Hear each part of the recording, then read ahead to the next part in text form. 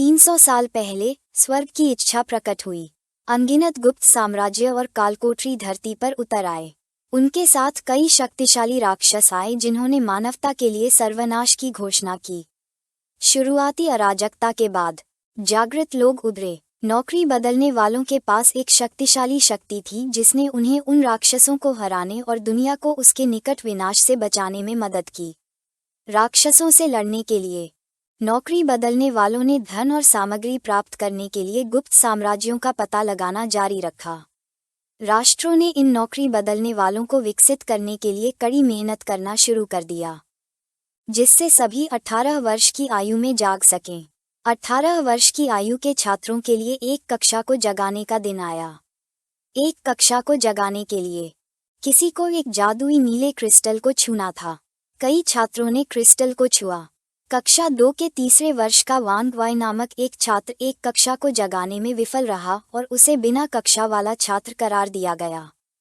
वर्ष की कक्षा 3 से लाई वाई नामक एक अन्य छात्र ने तलवारबाज वर्ग को सफलतापूर्वक जागृत किया।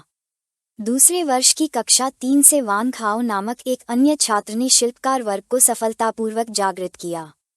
जागृति को आमतौर पर उनके वर्ग, युद्ध, समर्थन और निर्माण के अनुसार 3 श्रेणियों में विभाजित किया गया था। युद्ध श्रेणी सबसे व्यवहारिक थी और हर कोई इसे प्राप्त करना चाहता था, जबकि दूसरी ओर कोई भी सृजन श्रेणी प्राप्त नहीं करना चाहता था, क्योंकि इस श्रेणी में वे लोग थे जो लड़ नहीं सकते थे और जिन्हें सबसे कमजोर और सभी द्वारा तिरस्कृत माना जाता था। कई और छात्रों ने क्रिस्टल को छुआ और बैंगनी बालों वाला एक छात्र खुश हो गया क्योंकि उसने जादुई तलवारबाज नामक युद्ध श्रेणी को जागृत किया था। दूसरी ओर एक अन्य छात्र दुखी हो गया और रोने लगा क्योंकि उसने सृजन श्रेणी को जागृत किया था। उसे आश्चर्य होने लगा कि वह इस वर्ग को कैसे जागृत करने में कामयाब रहा जो युद्ध के लिए अच्छा नहीं था। जागृति समारोह पूरा होने के बाद वर्ग श्रेणी को भी विभाजित किया गया था। आमतौर पर उनमें से 4 श्रेणियों सामान्य, गुप्त और दिव्य में विभाजित किया गया था। दिव्य पद सबसे दुर्लभ था। ये पद 100 साल में एक बार ही देखा जा सकता था। अब हमारे नायक जियांग चेन की बारी थी कि वह क्रिस्टल को छूकर एक कक्षा को जागृत करे। उसने क्रिस्टल को छुआ और उसमें से एक शक्तिशाली प्रकाश निकलने लगा। ये देखकर अन्य छात्र आश्चर्यचकित हो गए। भूरे बालों वाले एक लड़के ने जियांग चेन की ओर अपनी उंगली उठाई और सभी को बताया कि वह अकादमी का विलक्षण व्यक्ति है। एक अन्य छात्र ने दूसरों को बताया कि यह जागृति का संकेत है। जब जियांग चेन क्रिस्टल को छू रहा था, तो उसमें से एक शक्तिशाली प्रकाश निकलने लगा जो तेजी से आकाश की ओर बढ़ने लगा। छात्रों को आश्चर्य होने लगा कि यह कक्षा किस पद की है। कई लोगों ने सोचा कि यह एक दिव्य कक्षा हो सकती है, क्योंकि जियांग चेन ने सैकड़ों वर्षों में कोई दिव्य प्रतिभा नहीं दिखाई थी। कुछ ही सेकंड में क्रिस्टल से एक शक्तिशाली प्रकाश निकलने लगा जिससे आकाश में एक विशाल वृक्ष बन गया, जो शहर के हर कोने से दिखाई दे रहा था। ऐसा कहा जाता है कि जब भी कोई दिव्य श्रेणी का वर्ग जागृत होता है, तो एक ऐसी घटना घटती है जो स्वर्ग और पृथ्वी को हिला सकती है। कुछ सेकंड बाद वर्ग का जागरण सफल रहा और जब जियांग चेन एक हाथ से क्रिस्टल को छू रहा था, तो उसने अपना दूसरा हाथ अपनी पैंट की जेब में डाला और बस आकाश को घूरता रहा। उसी समय निर्देशक वांग प्रकट हुए। उन्होंने जियांग चेन के पास जाकर उसे स्कूल का गौरव होने के लिए बधाई दी। हालांकि वह जानता था कि जियांग चेन एक लड़ाकू वर्ग को जागृत कर सकता है, लेकिन उसने उससे दिव्य वर्ग को जागृत करने की उम्मीद नहीं की थी। ये कहने के बाद निर्देशक वांग ने जियांग चेन से पूछा कि उसने कौन सा वर्ग जागृत किया है। जियांग चेन ने अपना सिर थोड़ा निर्देशक की ओर घुमाया और कुछ आश्चर्यचकित हुआ। मुस्कुराते हुए उसने निर्देशक वांग को समझाया कि उसने जो वर्ग जागृत किया था वह लड़ाकू वर्ग नहीं था। ये सुनकर निर्देशक वांग चौंक गए। अपने चेहरे पर आश्चर्य की झलक के साथ वह जियांग चेन को देखने लगा। ये देखकर कि जियांग ने लड़ाकू वर्ग को जागृत नहीं किया था, उसने उससे पूछा कि क्या उसने फिर कोई सहायक वर्ग जागृत किया है। जियांग चेन ने अपना शरीर निर्देशक वांग की ओर घुमाया, अपने हाथों को बगलों की ओर बढ़ाया, और उसके हाथों की हथेलियों में आत्माओं से बने पौधे दिखाई दिए। उसने सभी को बताया कि उसने आध्यात्मिक गुरु नामक दिव्य रैंक के सृजन वर्ग को जागृत किया है। उसने ये भी कहा कि यह प्रतिभा वृक्षारोपण और छोटे जीवों के विकास में सहायता करने के लिए थी। ये सुनकर निर्देशक और अन्य लोग चौंक गए। आश्चर्यचकित नज़र से उसने जियांग चेन को घूरना शुरू कर दिया और समझाया कि यह बुरा था क्योंकि सृजन वर्ग में लड़ाकू क्षमताएं नहीं थीं, इसलिए दिव्य रैंक भी बेकार माना जाता था। निर्देशक वांग के साथ आए प्रोफेसर ने जियांग चेन से कहा कि वह निराश न हो क्योंकि भले ही वह लड़ न सके, कम से कम वह सुरक्षित तो रह सकता है। उसने समझाया कि आध्यात्मिक गुरु शोध के क्षेत्र में काफी लोकप्रिय हैं। उसने ये भी कहा कि उसने जो सिफारिश का वादा किया था वह अब संभव नहीं है। उन्होंने जियांग चेन को सलाह दी कि वे शोध क्षेत्र में प्रवेश करें क्योंकि एक प्रोफेसर उन्हें अनुशंसा पत्र दिला सकता है। प्रोफेसर के बोलने से ठीक पहले अल्पविराम जियांग चेन ने उसे बीच में टोका। उसने अपना सिर उसकी ओर घुमाया और मुस्कुराते हुए उसे धन्यवाद दिया। उसने अपने हाथ अपनी जैकेट की जेब में डाले और प्रोफेसरों से दूर जाते हुए उसने बताया कि उसे कुछ काम करना है। छात्रों में से एक ने हंसना शुरू कर दिया और अपने सहपाठी से कहा कि यह सब एक तमाशा है क्योंकि उसने सोचा था कि जियांग चेन ने किसी तरह की दिव्य युद्ध कक्षा प्राप्त की है, लेकिन ये सिर्फ एक सृजन कक्षा निकली। दूसरे छात्र ने अपना हाथ उसके चेहरे के पास रखा और अपने दोस्त से कहा कि जीवन आश्चर्यों से भरा है। उसने ये भी कहा कि सभी को लगता था कि अकादमी का प्रतिभाशाली जियांग एक युद्ध कक्षा को जगाएगा और अब चाहे वह अकादमिक रूप से कितना भी अच्छा क्यों न हो, उसे बेकार माना जाएगा। जियांग चेन ने अपने हाथ अपनी पैंट की जेब में डाले और बाहर निकलने की ओर बढ़ने लगा, जबकि पास के छात्र उसका मजाक उड़ाने लगे।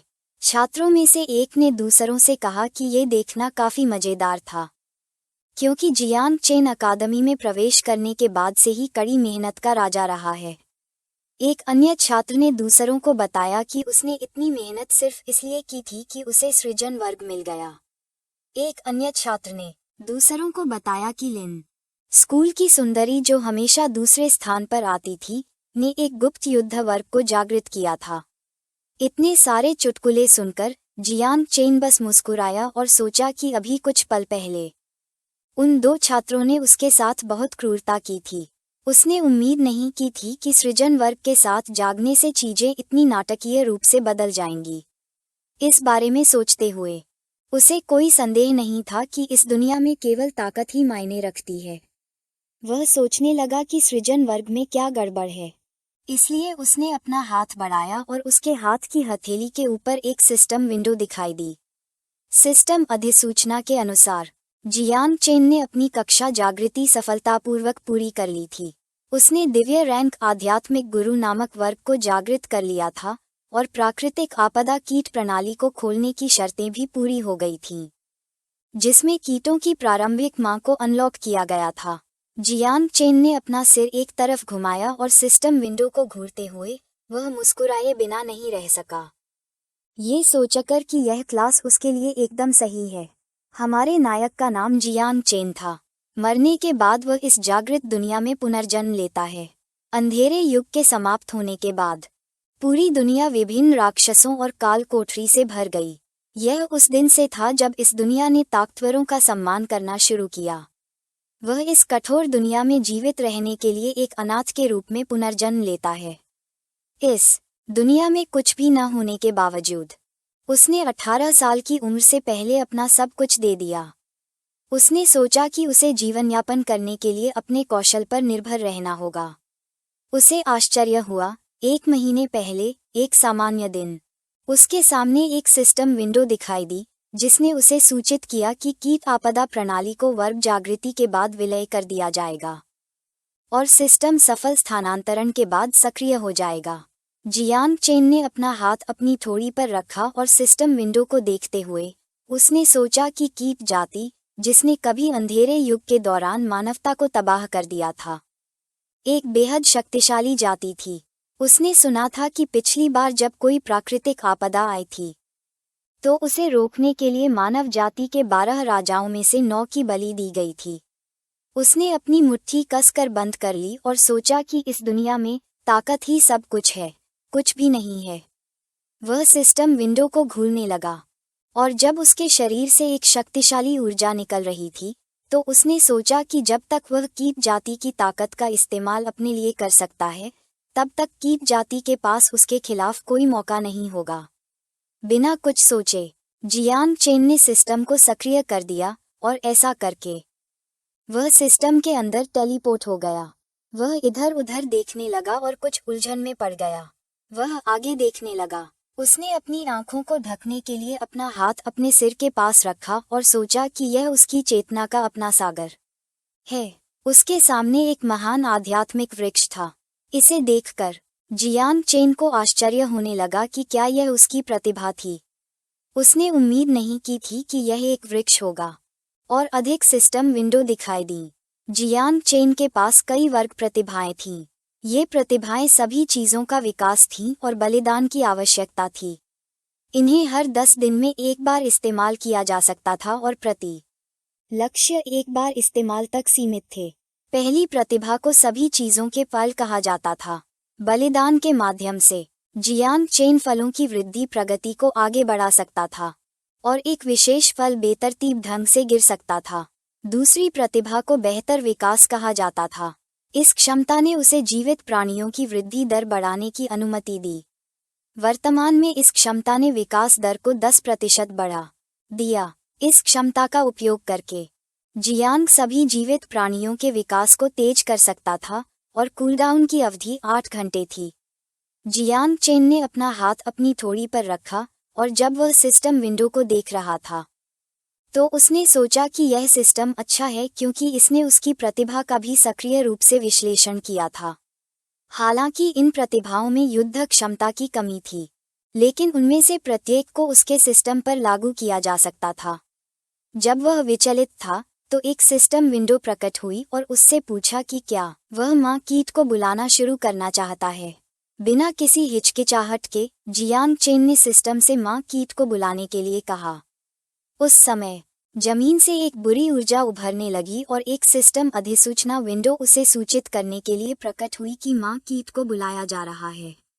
जैसे ही जियांग ने ऊर्जा को देखा उसने सोचा कि माँ कीट की एक मजबूत उपस्थिति थी। कई सेकंड बाद एक और सिस्टम विंडो उसे सूचित करने के लिए प्रकट हुई कि 9 पंख वाले मियाज़मा नामक प्राकृतिक आपदा रैंक माँ कीट को बुलाने का काम सफलतापूर्वक पूरा हो गया था। कीड़ों की माँ एक विशालकाय प्राणी थी। वह जियांग चेन को घूरने लगी, जो कई कदम पीछे हट गया और आश्चर्यचकित हो गया। कीड़ों की माँ की स्थिति विंडो दिखाई दी। उसे 9 मियाज़मा विंग कहा जाता था। रसातल से उसे मृत्यु की साम्राज्य के रूप में जाना जाता था। एक बार एक आपदा के रूप में उसने एक प्राकृतिक आपदा जितनी बड़ी तबाही मचाई और फिर तीसरे युग के दौरान गायब हो गई। उसका वर्तमान भक्षण मूल्य 0% था। जियांग का कीट माता के साथ 100% संबंध था।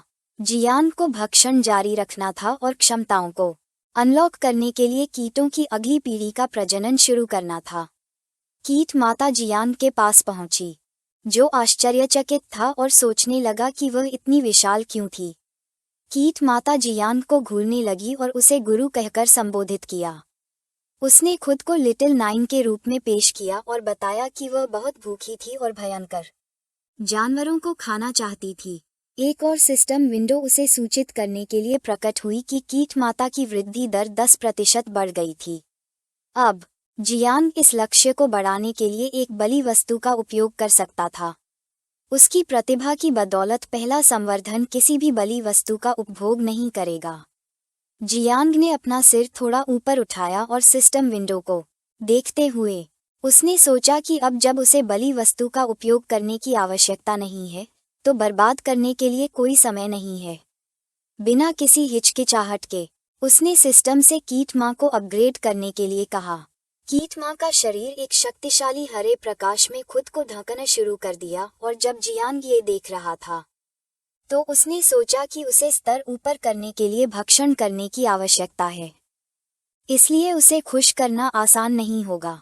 कीट माँ के शरीर ने एक शक्तिशाली आभा उत्सर्जित करना शुरू कर दिया और जल्दी से जियांग ने एक आक्रामक रुख अपनाया। धीरे धीरे कीट माँ विकसित होने लगी और एक मानव महिला का रूप लेने लगी। कई सेकंड बाद कीट माँ सफलतापूर्वक विकसित हुई। उसके शरीर से एक शक्तिशाली आभा निकलने लगी। उसके बाल सफेद थे और उसने कवच पहना हुआ था। एक जानलेवा नजर से वह जियांग को घूरने लगी। धीरे धीरे वह जियांग की ओर बढ़ने लगी और उसके सिर के ऊपर एक सिस्टम विंडो दिखाई दी। नई प्लेग की रानी एक महत्वपूर्ण परिवर्तन से गुजरी थी और उसका स्तर ऊपर हो गया था। स्तर ऊपर करने के साथ साथ उसने नई क्षमताएं प्राप्त की। पहली क्षमता को पोषण कहा जाता था। इस क्षमता के साथ वह मेजबान के साथ 10 बार अनुभव साझा कर सकती थी। दूसरी क्षमता को जहरीली धुंध कहा जाता था। इस क्षमता के साथ वह सब कुछ नष्ट करने वाले घातक मियाज़मा में बदल सकती थी। तीसरी और अंतिम क्षमता को कम्युनियन कहा जाता था। इस क्षमता ने उसे मेजबान की सभी क्षमताओं को 20% तक बढ़ाने की अनुमति दी। कीट माँ का रूप देखकर जियांग आश्चर्यचकित हो गया। कीट माँ ने गति पकड़ी और उसे गले लगाने के लिए जियांग पर झपटा। उसने उसे समझाया कि छोटा नियान विकसित हो गया है। जियांग कुछ उलझन में था क्योंकि उसे नहीं पता था कि क्या हो रहा है। उसने अपना सिर थोड़ा सा उसकी ओर घुमाया और ये देखकर शर्मा गया कि कीट माँ एक मानव रूप में विकसित हो गई है। उसने जियांग को गले लगाना बंद कर दिया और उसने उसके सिर को सहलाना शुरू कर दिया। उसने अपनी आंखें बंद कर लीं, दोनों मुट्ठियां भींच लीं और जियांग को गुरु के रूप में संदर्भित किया। एक मुस्कान के साथ उसने समझाया कि छोटा नियान मांस और खून खाना चाहता था। जब जियांग उसके सिर को सहला रहा था तो उसके सिर के ऊपर एक स्टेटस विंडो दिखाई दी। उसका नाम 9 मियाज़मा विंग था और उसके पास 4 क्षमताएं थीं: पॉइजन मिस्ट, फीड, फ्यूरी और यूनाइटेड। वर्तमान में उसका भक्षण मूल्य 0 था। एक बार भक्षण मूल्य बार भर जाने के बाद वह संतान पैदा करना शुरू कर सकती थी। उसके पास अनुभव, वापसी और विशेषता वृद्धि नामक 2 निष्क्रिय क्षमताएं थीं। जब जियांग नन्ही नियान के सिर को सहला रहा था तो उसने उसकी स्टेट विंडो को देखना शुरू कर दिया और सोचा कि आध्यात्मिक गुरु प्रतिभा कीट माँ के भक्षण विकास को तेज कर सकती है, साथ ही उसके अनुभव विकास को भी, जो बदले में उसके अपने सुधार को गति देगा। इसके अलावा कीट माँ उसकी सभी विशेषताओं को 20% तक बढ़ाने में सक्षम थी। जियांग की कक्षा और यह प्रणाली एक आदर्श संयोजन थे। इसके साथ उसे लड़ाकू वर्ग की आवश्यकता नहीं थी। उसने अपने हाथों को बगल में फैलाया और उसके हाथों की हथेली से कीड़ों का एक गुच्छा निकलने लगा। उसने अपना सिर कीड़ों की ओर घुमाया और आश्चर्यचकित रह गया। जब तक वह जल्दी से उन्हें मारता और खाता रहेगा, उसके पास जल्द ही कीड़ों की एक सेना हो सकती है। जियांग ने अपना सिर महान आध्यात्मिक पेड़ की ओर घुमाया और सोचा कि सिस्टम संदेश में अभी क्या उल्लेख किया गया था। कीड़े, रसातल, एक बिल्ली, प्राकृतिक आपदा जितनी बड़ी आपदा।